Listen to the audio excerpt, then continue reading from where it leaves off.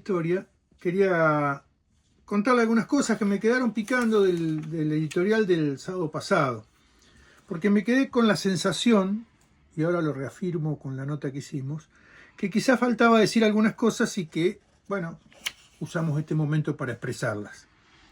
Decíamos la semana pasada que la República, con sus tres poderes, es condición necesaria para la democracia, pero hay que agregar, y creo que lo dije también, es una condición necesaria para la democracia, pero no es suficiente. Y basta nuestra región para darnos cuenta de esto que estoy diciendo, de que es condición necesaria, pero no suficiente.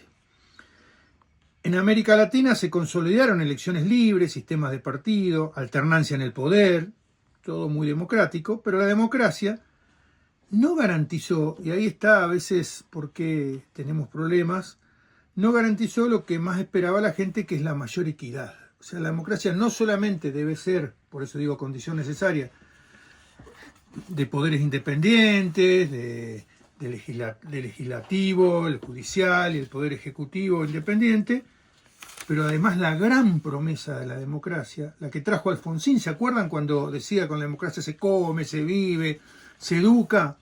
Bueno, esa gran promesa tiene que ver con la equidad. Y lamentablemente seguimos siendo la región más desigual del planeta, y la Argentina, aunque con matices, no escapa a esa realidad.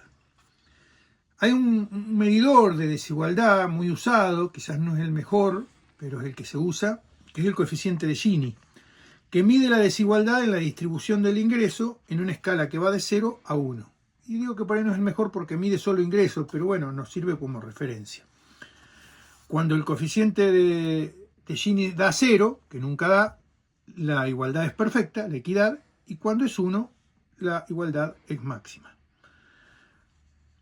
Y este coeficiente muestra que América Latina ronda el 0,46, muy por encima de los países europeos, que está cerca del 0,30.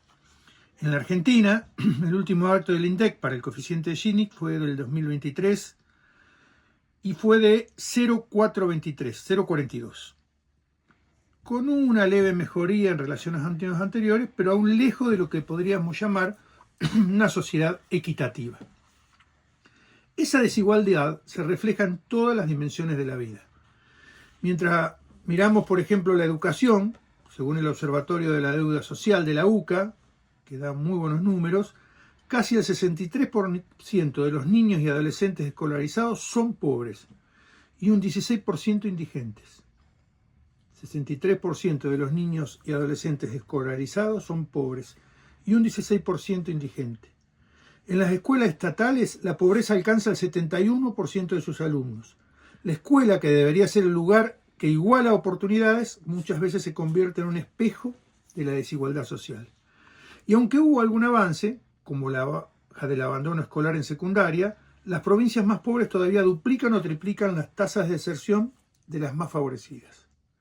La salud tampoco escapa a este panorama. Los estudios de la UCA muestran que en las provincias con mayor desigualdad de ingreso, las personas reportan peor estado de salud, aún teniendo el mismo nivel económico que en otras provincias más igualitarias.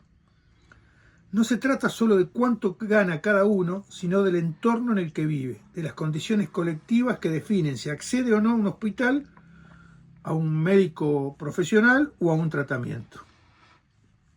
Si ampliamos la mirada a la región, en la región, los ejemplos se multiplican. En Brasil, la última década mostró con crudeza esa tensión entre democracia formal y desigualdad.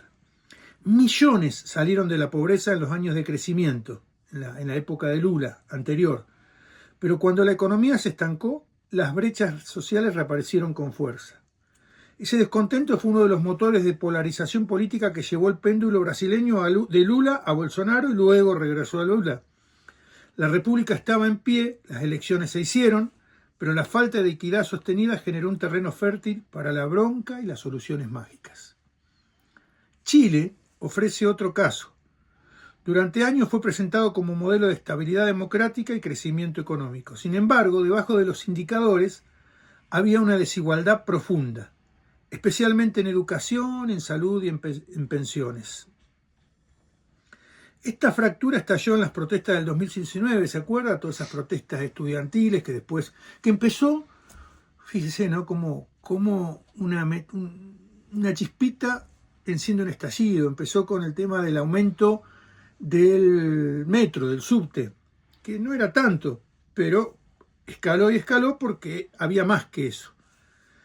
Este proceso derivó en un proceso constituyente, que está aún abierto porque se hicieron 2 constituciones y ninguna le gustó al pueblo chileno, y allí quedó claro que no alcanza solo con instituciones democráticas, que sí las tiene que haber, pero no alcanza si la ciudadanía siente que esas instituciones no garantizan la igualdad de oportunidades.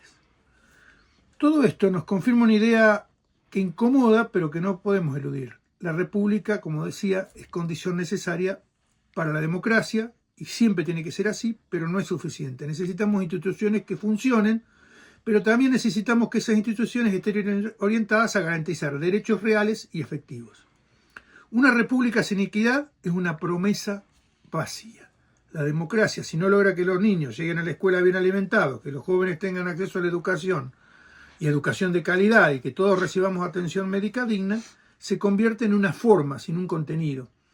Y ese es nuestro gran desafío, construir un país donde república y equidad no se miren de reojo, sino que caminen juntas. Solo así podremos decir que nuestra democracia no es apenas un ritual electoral, que vamos a votar cada tanto tiempo, sino un verdadero proyecto de justicia social compartido. Creo que ahí se entiende un poco más el voto variable que se ha hecho en nuestro país y en nuestra región, que se ha pasado de gobiernos de izquierda a derecha en forma pendular. Cualquiera podría pensar que esto es bueno, dadas las características positivas que la teoría le asigna a la alternancia del poder, ¿no? Pero esto está dentro de una grieta profunda, donde el mandato de uno es la destrucción del otro. Y segundo, porque creo que el grupo de votantes que cambia su voto de un lado a otro busca un salvador, un superhéroe que lo libere del mal y no un gobierno de estadistas. Esto sí tiene que ver con lo que hablábamos de la República. Nuestros estados se han vuelto hiperpresidencialistas. Ya lo eran, pero aún hoy lo son y más. El electorado, en vez de buscar un sistema que funciona, busca un presidente que lo salve. La esperanza está puesta cada vez más en una persona, y esta mirada que se realimenta entre electores y elegidos acentúa una vez más la importancia de un poder sobre los otros. Se refuerza el círculo vicioso. Las crisis permanentes refuerzan la desesperación por soluciones inmediatas y mágicas. Cuesta aceptar que se necesita un sistema que funcione y tiempo para obtener resultados. La situación pendular hace que el que viene tire todo lo que hizo el anterior por la borda y siempre es volver a empezar. Nada que usted no sepa. Nada que usted no sepa. Aunque es difícil en el contexto actual, debemos dejar de lado un poquito la emoción y pensar más racionalmente. Lo que decía María Eugenia hace un ratito en la nota. Hay que pensar en el centro. Tratar de elegir pensando no solo en la persona, sino en el equipo que la acompaña, en la profesionalidad de todos los que lo acompañan. Porque a esta altura deberíamos saber que quien nos promete el paraíso inmediato seguramente es el comienzo de un nuevo fracaso.